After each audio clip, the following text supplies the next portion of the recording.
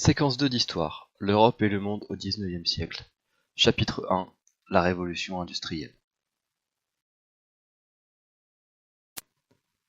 Commençons par nous demander ce qu'on a appelé la révolution industrielle.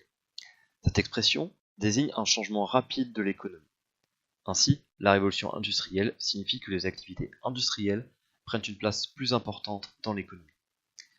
L'industrie se caractérise par plusieurs choses. Premièrement, par la division du travail.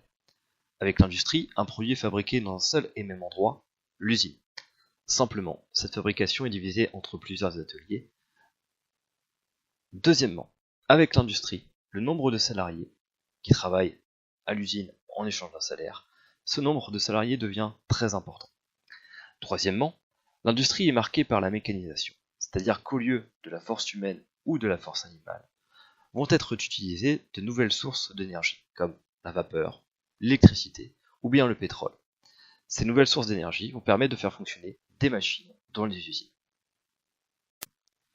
Quels pays et quelles régions sont concernés par la révolution industrielle?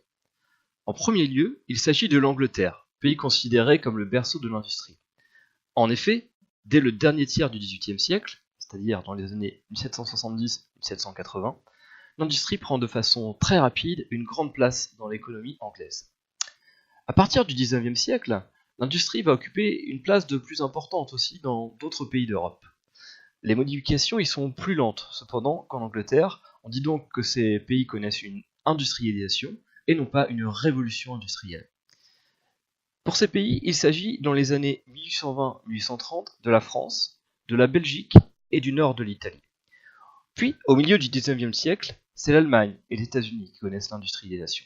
Enfin, dans les années 1870, il s'agit du Japon. Alors, la révolution se fait grâce à l'utilisation de nouvelles ressources énergétiques et aussi se constate par rapport à des progrès techniques. On parle alors d'une première révolution industrielle pour évoquer l'utilisation du charbon qui permet de faire fonctionner la machine à vapeur. Ainsi, la vapeur va permettre des progrès dans le domaine des transports, qu'on pense au chemin de fer et également aux bateaux à vapeur. Des machines aussi dans les usines vont fonctionner grâce à la vapeur et vont permettre de produire plus et plus vite. On peut penser à l'utilisation de ces machines dans l'industrie textile, c'est-à-dire on produit des vêtements et des tissus, et aussi dans la métallurgie, c'est là où on produit du fer. Enfin, une deuxième révolution industrielle se produit grâce à l'utilisation de l'électricité et aussi du pétrole. Donc là aussi, on constate des progrès dans le domaine des transports. On pense au moteur à explosion qui permet de créer les premières automobiles, et aussi des progrès dans le domaine de la métallurgie, où on va commencer à produire de l'acier.